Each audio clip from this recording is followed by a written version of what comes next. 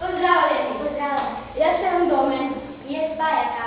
Pokazala vam mama, kako se pravilno ravna s tetrapakom mleka in sadnih sokov. Prvo odpremo pokrovčekama, zlijemo ven, kar je še ostalo. Pustimo odprto in zavihamo vse 4 jezičke. Spodnja 2 in spodnja 2. Če nima spodnjega, jih moramo zložiti, tukaj jih malo zložimo.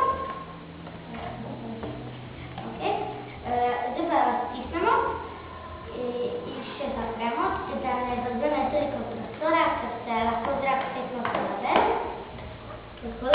In potem vržemo v keson za embalažo, ki je rumene barve. Adijo.